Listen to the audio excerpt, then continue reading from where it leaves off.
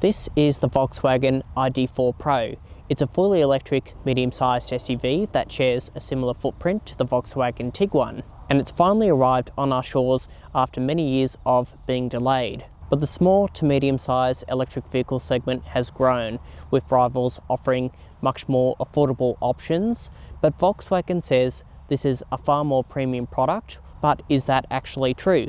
Well, in this combined review of the ID.4 Pro and the ID.5 GTX, I'm going to talk about everything you need to know. So before we start, please like, share, subscribe, and hit that bell to stay up to date.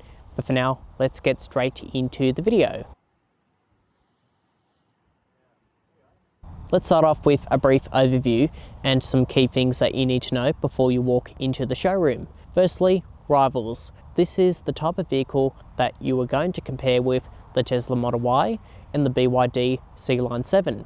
And at launch, there are two different versions to pick from between this SUV-shaped ID.4 Pro and the Sportback Coupe version ID.5 GTX. And moving on to options, there's a wide selection of external colours to pick from, including some interior colours and a styling package unique to the ID.4 Pro. And when it comes to ownership, everything you need to know about the warranty and servicing is on your screen right now. And finally, a big thank you to Vale Volkswagen for allowing me to film both the ID.4 and ID.5 together, and they are located in the Southern Highlands, and if you would like to get in touch with them, I've shared their details in the description below. And if we now move on to the styling, the front section gets matrix LED headlights with LED DRLs, adaptive high beam assist, and there's also this integrated LED light bar as well.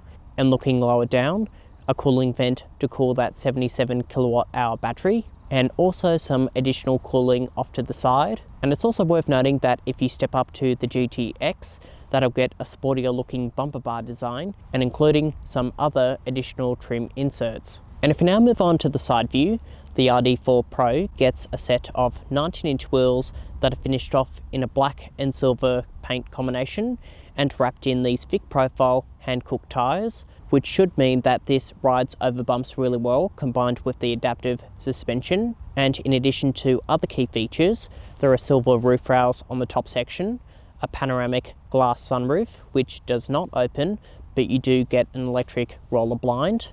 There are also power folding mirrors for the city and illuminated lighting, dark tinted privacy glass from B-pillar to the end, and finally body cladding down on that lower section, whereas if you go for the ID.5 GTX, that gets body coloured body cladding and an upgraded wheel size to 20-inch wheels with a thinner profile and stickier Pirelli tyres for that dual motor system. And if we now move on to the rear design, at the back you get this LED rear light bar that integrates within these 3D tail lights.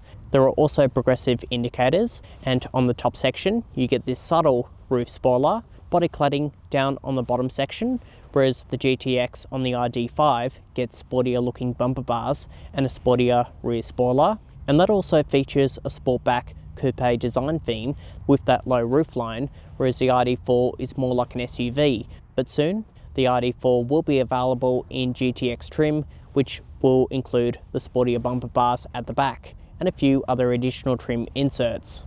And if we now move on inside, this comes with a remote key, keyless entry, a button to switch the car on, and you can also switch the car on by pressing down on the brake pedal. Now when it comes to presentation, at first glance it does come across a bit simple and plain compared to anything else on the market, but everything is well laid out, like the screen for example, and there's also a driver's screen in the center as well, ambient lighting on the bottom section, and when it comes to build quality, the door slam feels pretty solid. You also get soft touch materials on the top section and where you rest your elbow. Soft touch materials again on the dashboard and on these adjustable armrests here, but it does get a bit hard and scratchy on the bottom surface and even on the bottom of the doors. And not to mention the piano black, which does smudge quite easily, and that also extends onto the doors as well. Next, if we now move on to comfort, the seats are finished off in accented leather with suede microfiber, and they do feel very comfortable to sit in. And the seats can also be heated, electronically controlled with an electric lumbar support, seat memory function, and a massage function integrated within the seats, and free zone climate control, which is integrated within that infotainment. The steering wheel can also be heated, and that offers manual tilt and reach adjustment. And the steering wheel itself is also nice to grip onto. But it is worth pointing out that if you step up to the GTX, that'll come with sportier looking seats, red highlights across the cabin, and an upgraded stereo system. And if we now move on to infotainment, it all runs off this 12.9-inch touchscreen, which includes touch sensitive controls for your volume and temperature, and not to mention the touch controls on the steering wheel, which does take a bit of time getting used to. But the system itself is quite easy to use. This is the main menu.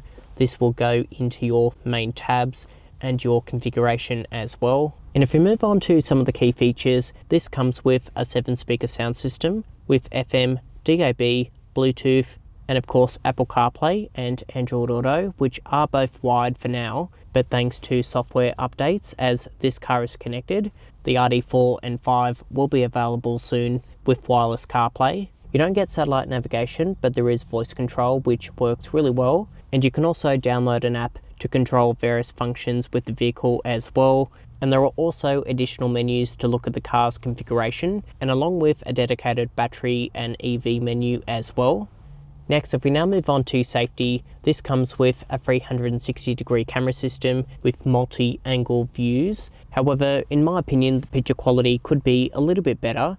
Additionally, there are also front and rear parking sensors, a rear cross traffic alert, autonomous emergency braking, and auto dimming rear view mirror, blind spot monitoring on the 2 door mirrors with a lane keeping assistant and a lane departure warning, adaptive cruise control that keeps you within distance between your vehicle and the vehicle in front, and integrated is a semi-autonomous steering feature.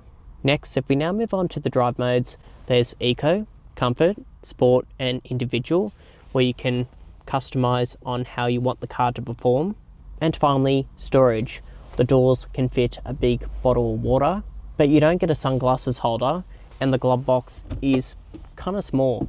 But you do get good storage down the bottom here, with a section there that can fit a big bottle of water, and as well as a wireless phone charging pad with 2 USB-C charging ports, and finally 2 small cup holders over here that removes to give you even more storage. Right, moving on to the back seats. This front row seat is set in my position, and I've got pretty good knee room. Toe room could be a bit better, but headroom is pretty good considering that you do have a glass sunroof, and thanks to the flat floor, you could easily fit someone like me in the middle seat with good knee room, toe room and headroom. But it is worth pointing out that if you go for the ID.5, the roof line is slightly lower, which does eat into headroom. Now moving on to key features, there are map pockets behind the front row seats with device holders on the top section, coat hook hangers with some grab handles and LED lighting, decent door bin pockets that could fit a large water bottle down on the lower section, directional air vents with a climate panel and 2 USB-C charging ports, and over in the centre, a flip down armrest with 2 small cup holders, and finally these 2 outboard seats are ISOFIX compatible, and right behind me there are 3 top tether points. Let's now move on to boot space. Firstly, you get an automatic power tailgate with a kick down function, so if you have the key in your pocket, you can swipe your foot underneath the rear bar and that'll open automatically. And from what I can see, you do have enough room for a single large suitcase or 2 carry-on suitcases stacked up side by side, plus some tie-down hooks to keep items secure, LED lighting, cutaway sections on either side, and a 12-volt socket on the left side, and not to mention a flat load bay with an adjustable boot floor, so you can furthermore increase that boot volume, or you can just use that section to store the charging cables. There's also a ski hatch to carry long items across the boot floor, and you can also drop down the second row seats to furthermore increase the boot volume by pulling on these levers, and the seatbelts don't catch on, which is nice to see. And finally, for boot volume, all of the key figures are on your screen right now between the ID.4 and ID.5, so you can get a better idea on what is right for you. And if we now talk about what drives the ID.4 and ID.5, the ID.4 Pro gets a 77 kilowatt hour battery pack and a single rear electric motor with 11 kilowatt AC charging and 175 kilowatt of DC charging. 0 to 100 is in 6.7 seconds, and the ID.4 is also able to achieve a full total driving range of 544 kilometers. Whereas if you step up to the ID.5 GTX, you get a dual electric motor system with a 79 kilowatt hour battery pack. 0 to 100 is in 5.4 seconds. However, the driving range is less at 522 kilometers. And finally, it is also worth noting that the ID.4 and ID.5 sit on Volkswagen's MEB platform, which is referred to as the modular electric drive matrix. Right, moving on to the driving impressions inside the ID.4. Over the bonnet, there's great forward visibility, good side vision, decent sized wing mirrors, and at the back, rear vision is okay, but you do have a bit of a blind spot on that C-pillar. Now, when it comes to refinement, the suspension combined with the adaptive dampers does a really good job at tackling these broken road surfaces, and we are on really coarse chip roads with bumpy and broken potholes. In terms of the steering, this features progressive sport steering, so it is light enough to not feel unmanageable around town, but firm enough to really have a good sense of what the front wheels are doing.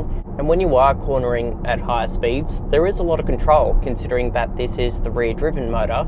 You do have a lot of traction around the bends, even though this car was never intended to be set up to be sporty. It is a fun car to live with, especially around the countryside. Now, moving on to performance, if we talk about acceleration, I'll just put it into sport. Okay, it doesn't throw you back into your seat, but it does get moving, and I think it is quick enough for everyday driving. In terms of noise, I don't really hear any wind noise coming into the cabin. The tyres don't make a lot of racket. The accelerator pedal, it's not too sensitive. It's definitely not the worst, but I do find it a little bit sensitive. But because this isn't a quick EV, it is manageable and you can master that. But the brake pedal does feel a bit spongy, and I don't really have good connection to work out how much braking I need to drive smoothly. Now, moving on to driving aids, if I set the adaptive cruise control, which does take a bit of time getting used to with the touch sensitive buttons, as you can see, that works fine, and the lane centering is doing its job as well. And the best part about this, I think, compared to any Chinese EV rival, all this safety tech works really well and it is nicely integrated. And the best part, it's not distracting or intrusive. And finally, efficiency. So on your screen now is what this car is able to deliver. And I've also included what I achieved throughout the day in both cars. So that gives you an idea on how well these cars performed. Right, moving on to the driving impressions inside the ID.5 GTX. Firstly, great vision up the front, good side vision, decent sized wing mirrors. However, rear vision isn't really that great. And again, you've still got a blind spot on the C-pillar. And as you can see, the noticeable difference inside are these sport seats. Now, like in the ID.4, you've got D for normal driving, and that'll make the experience drive very similar to a regular car, which I think is a great feature in my opinion. And when you put it into B, the throttle response is a lot more instant, and you've also got regen braking integrated within that driving mode. The adaptive suspension does a really good job at tackling all these broken country roads, and it is a nice, comfortable cruiser when it comes to refinement. And inside, there isn't really that much wind noise or any road intrusion coming into the cabin. And like in the ID.4, the steering is very controllable from that perspective. And you also get better Pirelli tyres, which is also another benefit. If we put it into sport, make sure it's in B, put your foot down. Definitely does take off, but again, it doesn't throw you into your seat. It's definitely not the quickest EV I've ever driven, but it is fast enough for most occasions, and let's be honest, for everyday driving, I think an ID.4 will be fine for most buyers in this electric family vehicle segment. And like in the ID.4, the steering feedback is very good, and combined with the all-wheel drive traction, you do have a lot of confidence going around corners. So with my driving impressions out of the way, let's now wrap up with a verdict. So then, my final verdict on the ID.4 and ID.5. Well, after spending time in both of them during the official launch in Canberra with Volkswagen, when it comes to refinement, comfort, safety tech, They're both very good from that perspective, and I think the ID.4 Pro is going to be the most popular variant. But when it comes to price point, they're not expensive, but they're certainly not the cheapest. So tell me in the comments down below, would you go for this or something else? You let me know your feedback down in the comment section below. And if you haven't already, please like, share, subscribe, and hit the bell to stay up to date with my latest uploads. But for now, I will see you in the next film. Thanks for watching.